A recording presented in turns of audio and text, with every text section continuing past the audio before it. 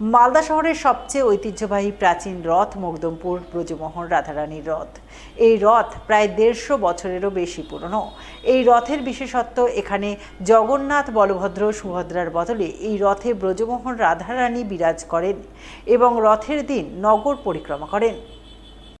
প্রতি বছরের ন্যায় এই বছরও রথ উপলক্ষে বসে বিশাল মেলা। দূর দূরান্ত থেকে প্রচুর মানুষের সমাগম হয় এই মেলায়। ৪ পুরুষ ধরে এই পুজো হয়ে আসছে বলে জানা যায়। এই ৪ পুরুষের বংশধরের একজন বৈদ্যনাথ দাস জানান, নিয়ম অনুযায়ী আগামীকাল রথযাত্রার দিন ব্রজমোহন রাধারানী সকাল ১১টায় রথে উঠবে। সে সময় ১০০ থেকে ১৫০ মিটার রথ টানা হবে বলে জানান তিনি।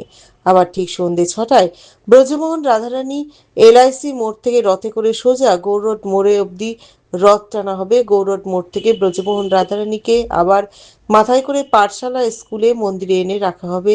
সেখানে ৭ দিন ধরে চলবে পুজো পাঠ, নাম সংকীর্তন, প্রতিদিন অন্নভোগ বিতরণ। আবার ৭ দিন পরে নিয়ম অনুযায়ী ৭ দিন পর আবার উল্টো রথের দিন ব্রজমোহন রাধারানী পুনরায় মন্দিরে ফিরে যাবেন। এই বছর আমাদের ১৮৫তম বর্ষ। এই রথের প্রতিষ্ঠা করেছেন ডাক্তার ঠাকুরদাস বাবু দাস। ওনার ১২৫ বছর প্রতিষ্ঠা করেছেন। এখন আমরা ৪ পুরুষের বংশধর। আমাদের রথযাত্রা কালকে তিথি অনুযায়ী বেলা ১১টার সময় এলআইসি মোড় থেকে নারায়ণ ঠাকুর রথে উঠবে। ১০০-১৫০ মিটার টানা হবে। আবার সন্ধ্যাবেলায় আমাদের বিজ্ঞ ব্রজমোহন রাধারানী আমাদের মন্দির থেকে সন্ধ্যা ৬টায় রথে উঠবেন। রথ ট্রেনে আমরা গৌরোড মোড়ে যাব, ওইখানে রথ থাকবে। সকাল ৭টায় আছে আমাদের রথের ঘরে রথের পূজা করব। আমরা পূজা করে রথ বেরিয়ে এলআইসি মোড়ে যাবে। এলআইসি মোড় থেকে ১১টার সময় নারায়ণ ঠাকুর রথে উঠবেন। আমাদের রথের বিগ্রহ হচ্ছে ব্রজমোহন রাধারানী। উনি ডাক্তার ঠাকুরদাস বাবু দাসকে স্বপ্ন দিয়েছিলেন রথে চলবে, তখনই ডাক্তার ঠাকুরদাস বাবু দাস রথটা বানিয়েছিলেন। রথে আপনার রথ টানার সময় আপনার ২-৩ হাজার লোক রথ টানার মানে রথের সাথে যায়। আমাদের গাইডলাইন তো থানাকে দেওয়া আছে, ম্যাপ দেওয়া আছে, ম্যাপ দেওয়া আছে। উল্টো সকাল থেকে ভোগ আরতি, নাম কীর্তন হয়। আবার সন্ধ্যা ৬টার সময় গিয়ে উনি রথে উঠেন গৌরোড মোড় থেকে। তারপরে ওনার নিজের ঘরে মানে রথ থামে। আর তারপর একদিন দুপুরবেলা উনি সেবা করে নিজের বাড়িতে চলে। রথযাত্রা কার্নিভাল ঘিরে গাজল থানায় হয়ে গেল প্রশাসনিক বৈঠকে তৈরি হলো বিশেষ রুট ম্যাপ।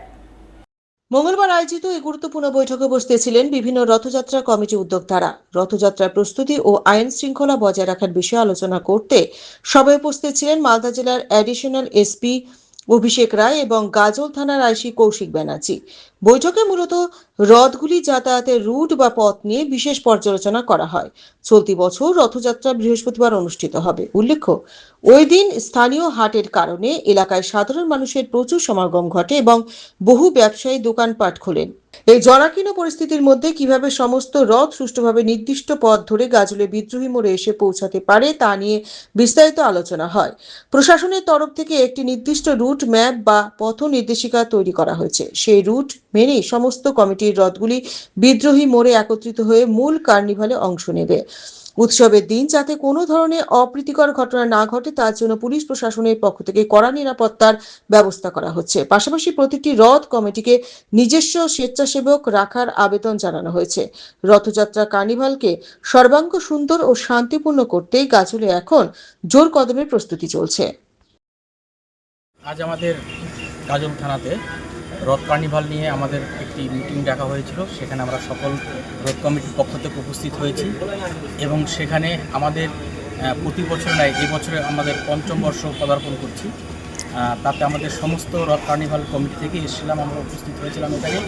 এবং প্রতি বছর যেভাবে প্রশাসনিক সহযোগিতা আমাদের ইলেকট্রিক সাপ্লাই অফিস থেকে শুরু করে ট্রাফিক সিস্টেম থেকে শুরু করে এবং আমাদের যে পর্যাপ্ত জলের যে প্রয়োজনীয়তা দেখা দেয়, যেহেতু গরমের দিন আমাদের পর্যাপ্ত জল আমরা পেয়ে থাকি এখান থেকে।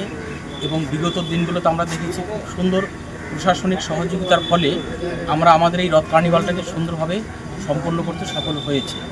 আমরা আশা রাখছি এবছরও আমরা সেই বিগত বছর যে দিনগুলো ছিল যত সুন্দরভাবে পার করতে পেরেছি, আশা রাখি এই বছর আমরা পার করতে পারব।